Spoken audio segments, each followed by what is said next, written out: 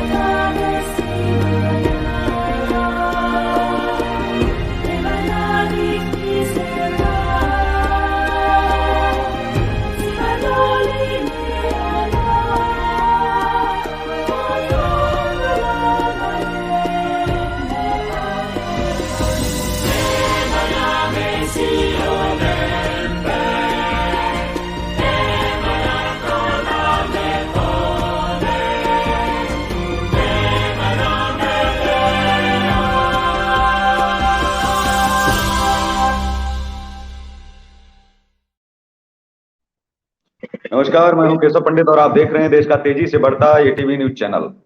और आज जो है हमारा खास कार्यक्रम आप देख रहे हैं लाइव रिपोर्टर। और लाइव रिपोर्टर में आज सुल्तानगंज विधानसभा से त्रिस्तरीय चुनाव चर्चा का सीधा प्रसारण हो रहा है। और आज हम जानेंगे वहां के प्रत्याशियों से कि वो क्या चाहते हैं, और साथ ही हम ये भी जानेंगे कि वहां के युवा, वहां के लोग, जो वोटर है, जो वोट देता है, किस मकसद से देता है और वो क्या चाहते हैं प्रत्याशियों से कि वो जीतने के बाद में किस तरह से विकास करें। जी, और हमारे साथ में आज जुड़े हैं अतुल रंजन भारती जी, जो ब्यूरो चीफ है भागलपुर से। अतुल रंजन, आप वहां पर हैं, तो किस तरीके से युवा देख रहे हैं इस चुनाव को?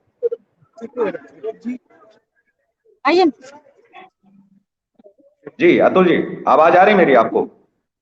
जी सर। जी, वहां पर जो युवा हैं वो चुनाव को किस तरीके से देख रहे हैं?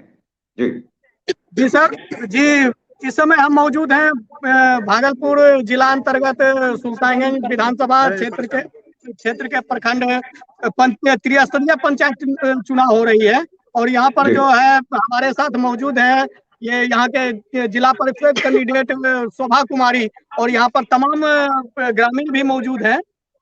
और उनसे जो समस्या है जो है उनकी खुद की समस्या, उसके पंचायत की समस्या, उससे हम आज रूबरू होंगे। जी जी जी, तो वहाँ जो युवा उपस्थित हैं उनसे आप जो है बातचीत आप करें, और दर्शकों को भी आप जो देख रहे हैं हमारे, वो भी क्योंकि त्रिस्तरीय जो चुनाव है उनमें क्या उनके मुद्दे हैं, जो प्रत्याशियों के क्या मुद्दे हैं और युवाओं की क्या मांग है, वोटर की क्या मांग है।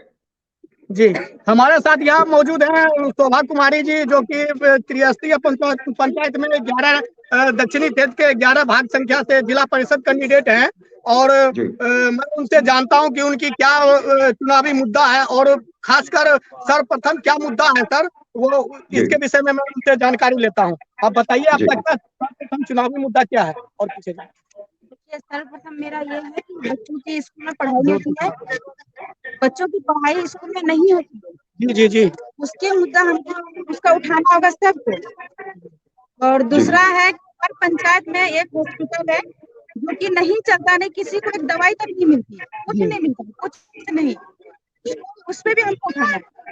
और तीसरा है कि युवाओं के लिए हर पंचायत में खेल कुछ नहीं है। अभी तक हम जहाँ तक देख रहे हैं कोई जैसे कि क्रिकेट खेलते हैं, इन लोगों के लिए कहीं मतलब है ही नहीं कोई चीज। और महिलाओं के लिए बहुत महिला दीदी हमारे जो है जीविका की दीदी ज्यादा करती है, उन लोगों को सीएम दीदी लोग जो है उनको वेतन भी सही से नहीं मिलता है, उनको वो भी दिलाने की कोशिश करेंगे। और किसान भाई जो है वो सबको भी बहुत कुछ की प्रॉब्लम है, जैसे बीज वगैरह भी नहीं मिलता है। ब्लॉक में जाते हैं लेकिन कहते हैं कि हमको बीज नहीं मिलता है। जी, इनका चुनावी मुद्दा है युवाओं के लिए एक ग्राउंड होना, हर पंचायत में एक ग्राउंड का। और दूसरा चुनावी मुद्दा है स्वास्थ्य का, और तीसरा चुनावी मुद्दा है शिक्षा का। तो यहाँ के जो ग्रामीण है, युवा ग्रामीण है, मैं उनसे जानकारी लूंगा। एक मिनट हमारे साथ जुड़े। हाँ, बताएं सर, क्या चुनावी मुद्दा, ये आप लोगों की समस्या क्या हो रही है? हम लोगों की ये समस्या है कि यहाँ जो है शिक्षा की व्यवस्था कमजोर है, और स्वास्थ्य में भी यहाँ कोई हॉस्पिटल वगैरह नहीं है। हम लोग चाहते हैं नौगांव पंचायत के अंतर्गत एक हॉस्पिटल हो, जिससे समाज को फायदा मिले। और दूसरा एक मुद्दा है कि ये जो है एक गांव से दूसरे गांव को जोड़ना, ये भी हम लोगों की एक सबसे बड़ी समस्या है, जो हम लोग सबसे बीच में हैं और यहाँ से असरगंज 3 किलोमीटर ही पड़ता है, लेकिन हम लोगों को घूम के 8 10 किलोमीटर घूम के जाना पड़ता है। तो हम लोग यानी कि एक मुद्दा रखेंगे, यानी कि इनको जिताने के लिए, और जिताने के बाद हम लोग ये मांगेंगे सभा देवी से कि यानी कि हम लोगों के लिए रोड इशू करवाए। हमारे साथ और भी ग्रामीण हैं, आप बताएं। अतुल, अक्सर ये देखा जाता है कि चुनाव जीतने के बाद में जी ग्रामीण हमारे साथ मौजूद हैं और मैं उनसे जानता हूँ कि इनका क्या मुद्दा है। जी क्या मांग है इनकी, क्या ये चाहते हैं कि प्रत्याशी जीतने के बाद में क्या करें? जी, उनको क्या करना चाहिए? प्रत्याशी क्या करेंगे वो आप बताएंगे, क्या क्या कर सकते हैं? प्रत्याशी जीतने के बाद हम लोग के यहाँ जो है सर स्वास्थ्य विभाग का कमी है। यहाँ पर इलाज के लिए हम लोग को 10 किलोमीटर पैदल जाना पड़ता है जी। दूसरी बात ये रहा कि हम लोग को असरगंज गाँव पैदल जो है 3 किलोमीटर पैदल जाना पड़ता है, कादा पानी में हेल करके। यातायात की सुविधा नहीं है सर जी। अतुल, बड़े अफसोस की बात है कि चुनाव जीतने के बाद में प्रत्याशी विकास करें ना करें, कम से कम जनता के बीच में जाकर के बातचीत तो कर सकते हैं। कभी कम से कम जनमंच एक लगाएं, कुछ इस तरीके के भी प्रोग्राम प्रत्याशियों के होने चाहिए या नहीं? इस पर क्या कहेंगे वहां जो प्रत्याशी हैं? या फिर क्योंकि जब बैठ करके बातचीत अगर की जाएगी, अब उसमें क्या देखा जाता है कि चुनाव जीतने के बाद में प्रत्याशी अक्सर ये देखते हैं कि हमें किसने वोट दिया है उसको लाभ नहीं पहुंचना चाहिए, जिसने वोट दिया है उसको पहुंचे, जिसने नहीं दिया है उसको नहीं पहुंचे। तो ये सब खोजने की बजाय मुझे लगता है कि जीतने के बाद में उन्हें प्रत्याशियों को एक नजर से ही सभी को देखना चाहिए और उनके लिए एक जनमंच की भी साप्ताहिक व्यवस्था बैठक करनी चाहिए, जिसमें सभी को बुलाएं और सभी से उनकी समस्या अपनी तरफ से पूछें। क्योंकि कुछ लोग झिझकते भी हैं कि हम पता नहीं कहेंगे और मानेंगे या नहीं मानेंगे, तो ये भी तमाम तरीके की चीजें देखी जाती है चुनाव के बाद। जी, हमारे साथ और भी ग्रामीण हैं, वो भी हमारे साथ जुड़ सकते हैं। और कोई है तो अपनी समस्या रख सकते हैं। समस्या है आप बोलिए, कोई दिक्कत है बोलना है आपको। हमारे साथ यहाँ पर बहुत सारे युवा हैं और मैं क्या समस्या हो रही है यहाँ पर आप लोगों को, युवाओं को? देखिए, युवाओं की समस्या बहुत दयनीय है। पहली तो शिक्षा की व्यवस्था नहीं है। किस प्रकार की व्यवस्था नहीं है? क्या व्यवस्था नहीं है? क्या होना चाहिए शिक्षा में? जी, ये नहीं है कि यहाँ की कोई जो स्कूल है उसमें विद्यालय है, पढ़ाई नहीं होती है। जी 0% होती है, 1% भी नहीं है। दूसरा स्वास्थ्य विभाग यहाँ कोई व्यवस्था नहीं है। पिछले बार जो जिला परिषद बने थे वो क्या सब विकास किए हैं? कुछ नहीं। अरे वो कुछ नहीं किया, जो आए तक नहीं है। अगले बार जो जिला परिषद थे बलराम मांझी जी, वो अभी तक चुनाव जीतने के बाद हम लोगों को लगता है कि अभी तक यहाँ की दर्शन देने के लिए जनता के पास नहीं आया। होता है ना कि दर्शन देने के लिए भी जनता के पास है। वो जो जिला परिषद बलराम मांझी जी जीत के गए हैं, कोई भी मेरे गांव के यानी कि किसी भी जनता से पूछिएगा तो वो बोलेंगे कि हमको पहचानते तक नहीं है। हम लोग बिल्कुल, तो यही अक्सर देखा जाता है जो सबसे बड़ा चुनावों में आता है कि चुनाव के बाद, जीतने के बाद में जो साप्ताहिक एक बैठक होनी चाहिए, जिससे कि वोटरों के बीच में जाकर के या मतदाताओं के बीच में जाकर के अगर प्रत्याशी उनका हालचाल जीतने के बाद में तो वो परिषद बन ही जाते हैं या जो भी उनका पद हो, वो अगर उनसे बातचीत करेंगे तो मुझे लगता है कि मतदाताओं को भी अच्छा लगेगा, आम आदमी को भी अच्छा लगेगा, नागरिकों को भी अच्छा लगेगा और वो अपनी बात बहुत बेहतर ढंग से कर पाएंगे। लेकिन ये जीतने के बाद में 5 साल के लिए गायब हो जाती है, ये बहुत बड़ी समस्या है। बहुत कम प्रतिनिधि उन चीजों को अमल में लाते हैं जो वो करना चाहते हैं, काम हो या ना हो। आगे अगर कहीं रुक रहा है वो भी लोगों को बताओ कि किस कारण काम रुक रहा है, कौन रोक रहा है। अगर कोई सरकार दबाव में आकर के काम रोक रही है तो उसको भी बताया जाना चाहिए। ऐसा नहीं है, लोग समझदार हैं, लोग समझते हैं, वो साथ मिलकर के उस आवाज को उठाएंगे और बहुत बेहतर हो सकता है काम।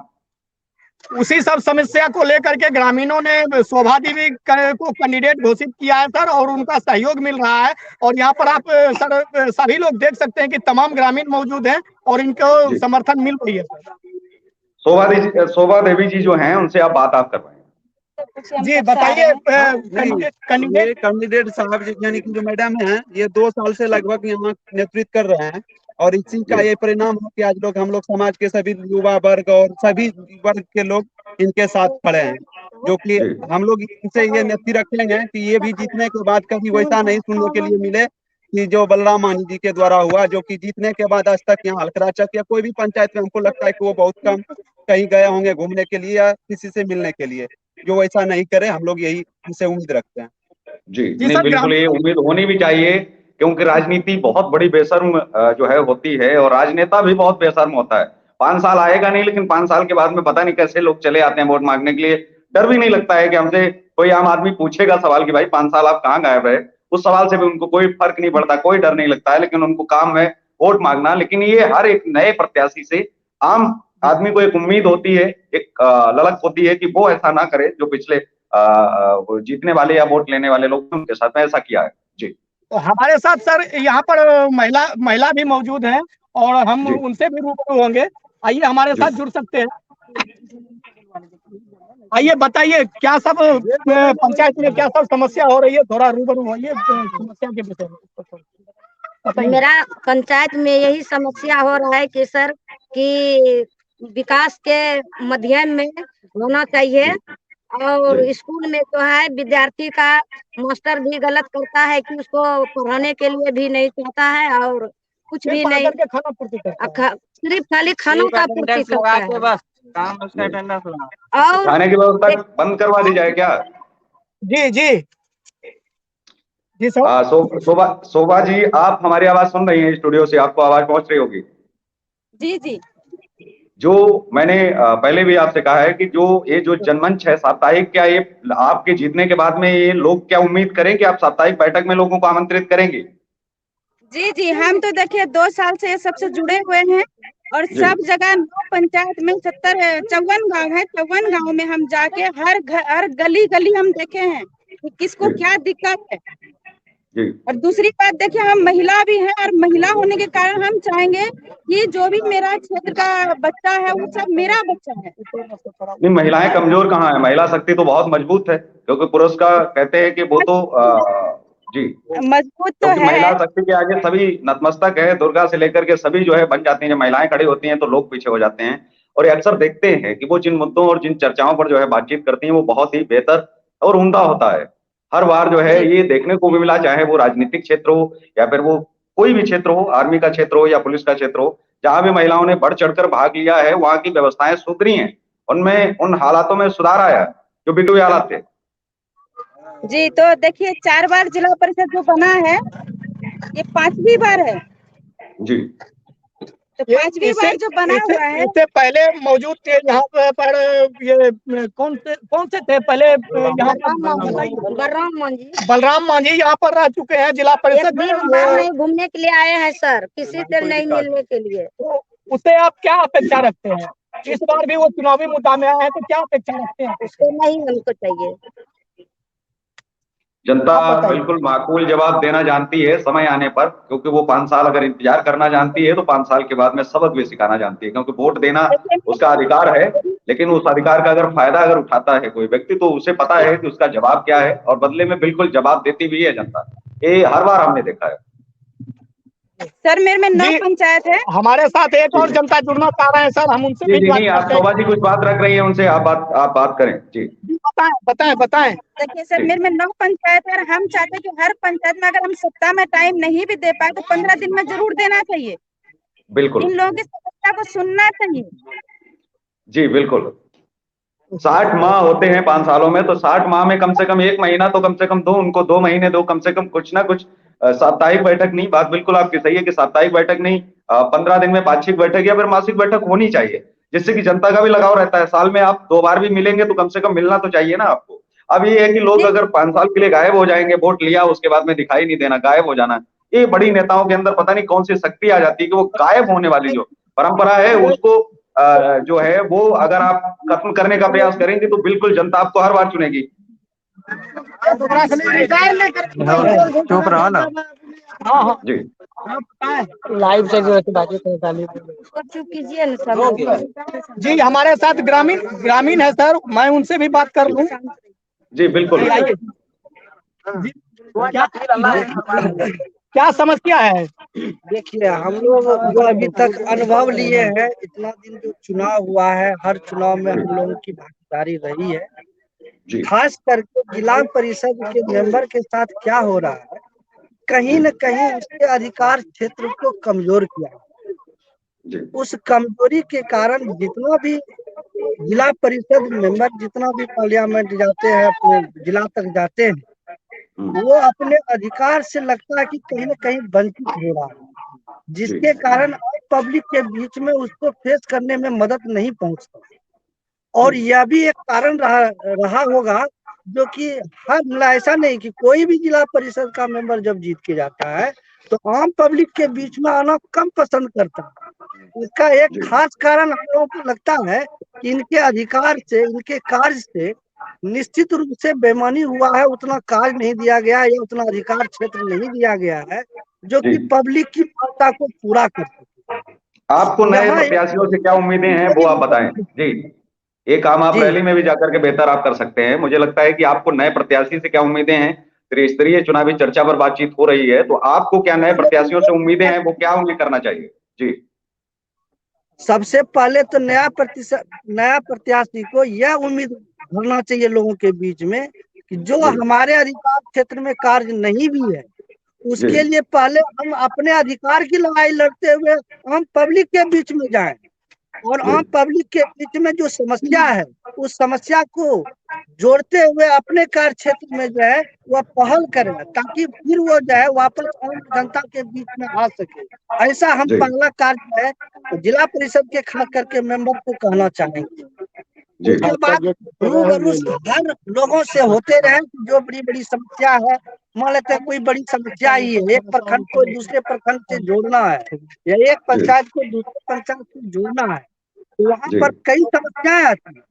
अब एक पंचायत दूसरी पंचायत में नहीं जुड़ा हुआ है, वहाँ किसी तरह का व्यवस्था नहीं है, वहाँ आम पब्लिक के बीच में जो चेकिंग होना चाहिए एक पंचायत से दूसरे पंचायत में, लोगों को जो है प्रोत्साहित करके और सरकार को भी उस प्रोत्साहन में भागीदारी बना करके लंबे लंबे रूट को छोटा रूट बना करके कम दूरी का तय कराते हुए यह एक नया योगदान प्राप्त करवाया जाए। चलिए, बहुत बहुत शुक्रिया। आपने जो है बात जो रखी है, बिल्कुल ये आपकी बात को जो है रखा भी जाए और आगे सुना भी जाए। बहुत बहुत शुक्रिया। तो अतुल, जो है वहाँ का बाकी का माहौल कैसा है? आपने अन्य जगह भी देखा होगा, त्रिस्तरीय चुनाव में लोगों का जो है इस बार का क्या लग रहा है कि नए प्रत्याशियों को, नए लोगों को जो है चुन रहे हैं?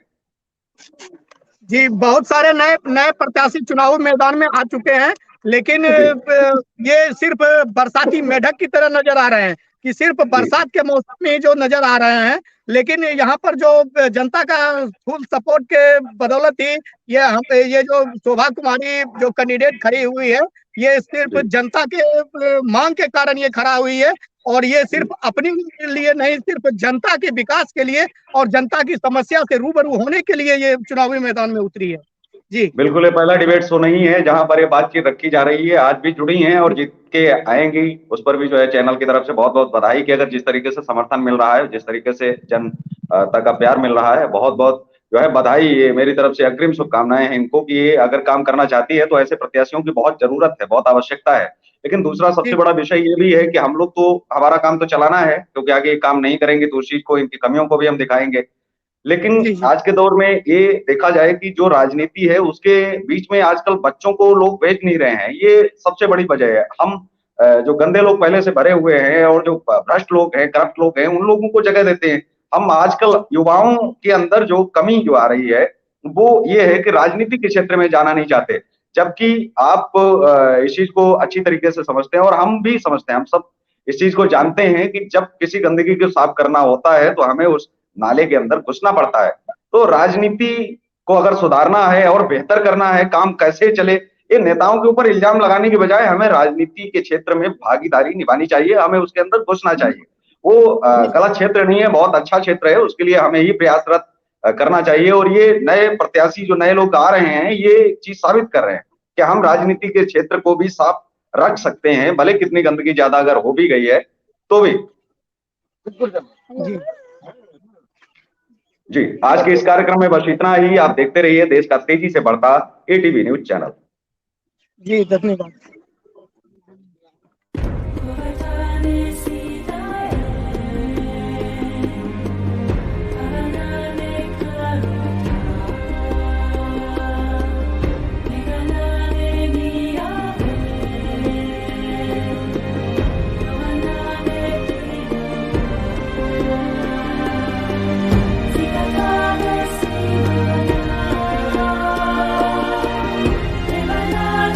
Easy.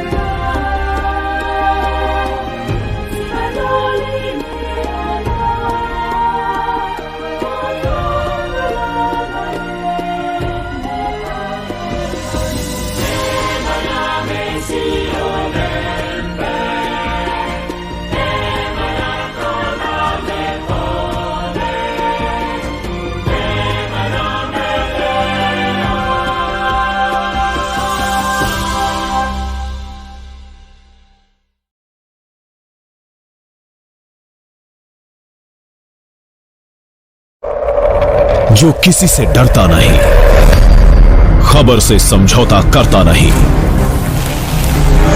बेबाक है उसकी जुबान और बेखौफ है अंदाज।